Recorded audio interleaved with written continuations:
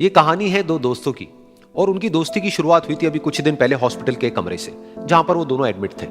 तो दोनों में से जो एक था उसको अभी कुछ दिन पहले एक पैरालिसिस का अटैक आया था, जिसकी वजह से गर्दन के नीचे की उसकी पूरी बॉडी पैरालाइज हो गई थी और वो अपनी एक उंगली तक नहीं हिला सकता था।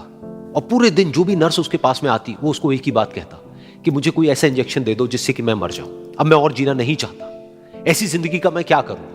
तो उसका जो दोस्त था उस कमरे में, क्योंकि वो चल फिर सकता था, तो रोज सुबह और रोज शाम को उस कमरे में एक खिड़की थी, उसके पास में जाकर के खड़ा हो जाता और अपने दोस्त को बताता कि उस खिड़की के बाहर क्या चल रहा है। बिल्कुल नीला आसमान है, सफेद बादल है, हल्की हल्की हवा चल रही है और कुछ पंछी उड़ रहे हैं। एक बहुत ही सुंदर बीच है जहां पर कुछ बच्चे मिट्टी के घरौंदे बना रहे हैं। कुछ लोग हैं जो वहां पर बैठे हुए बस समुद्र की लहरों को देख रहे हैं। कुछ लोग जॉगिंग कर रहे हैं, कोई एक्सरसाइज कर रहा है, कोई पतंग उड़ा रहा है। वहां पर एक आइसक्रीम की स्टॉल है जहां पर कुछ लोग आकर के आइसक्रीम खा रहे हैं। और सनसेट के टाइम पे जो पानी है वो पूरा गोल्डन हो जाता है और चमकने लगता है। तो शुरू में तो जब उसने वो सब बताना शुरू किया तो उसके दोस्त के ऊपर ज्यादा असर नहीं हुआ, लेकिन धीरे धीरे उसके अंदर जीने की चाह जागने लगी। अब वो सुबह का इंतजार करने लगा कि जल्दी से सुबह हो और मेरा दोस्त मुझे बताए कि आज यहां पर क्या हो रहा है। कुछ दिन तक ऐसे ही चलता रहा। फिर एक दिन जब वो सुबह उठा तो उसने देखा कि सामने वाला बेड खाली है। फिर उसने नर्स को बुलाया और उससे पूछा कि क्या वो डिस्चार्ज हो गया है। तो नर्स ने कहा कि आपको तो उन्होंने बताया होगा, उनके पास कुछ ही दिन बाकी थे और कल रात को ही उनकी डेथ हो गई है। ये सुन करके उसके अंदर की उम्मीद पूरी तरह से टूट गई, क्योंकि सिर्फ उसका दोस्त ही था जिसने उसको बाहर की दुनिया से जोड़ा हुआ था, जिसकी वजह से वो जान पाता था कि बाहर क्या हो रहा है और ये दुनिया कितनी खूबसूरत है।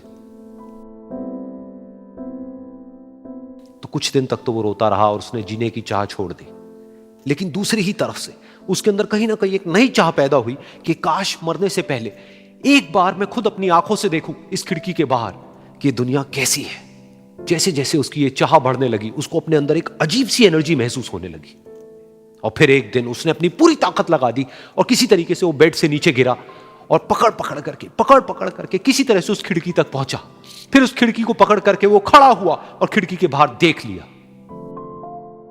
लेकिन खिड़की के बाहर देखते ही वो गुस्से से भर गया। उसने जोर से नर्स को आवाज लगाई और जैसे ही नर्स आई उसने नर्स से पूछा, ये तुमने क्या किया, ये खिड़की के बाहर काली दीवार क्यों खड़ी कर दी।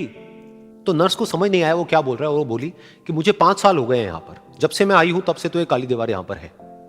तब जाकर के उसको समझ आया कि उसका वो दोस्त उससे झूठ बोल रहा था। और उसने नर्स से पूछा, अगर ये काली दीवार पिछले 5 साल से यहां पर है तो मेरे दोस्त ने मुझसे झूठ क्यों कहा। तो नर्स थोड़ा सा मुस्कुराई और बोली कि मैं ये तो नहीं जानती कि उन्होंने आपसे झूठ क्यों कहा, लेकिन मैं इतना जरूर जानती हूं कि जो भी कुछ उन्होंने आपसे कहा उसी वजह से आप अभी अपने पैरों पर खड़े हैं। तो इस कहानी से हमको यह सीखने को मिलता है कि जो हमारे शब्द हैं, जो हमारे वर्ड्स हैं, जो हम अपने मुंह से बाहर निकालते हैं, उसमें इतनी पावर है जिसकी कोई हद नहीं है। वो किसी आदमी को गिरा भी सकते हैं और उसको उठा भी सकते हैं। तो अब आपके ऊपर है कि आप अपनी इस पावर को यूज करते हो या मिस यूज करते हो।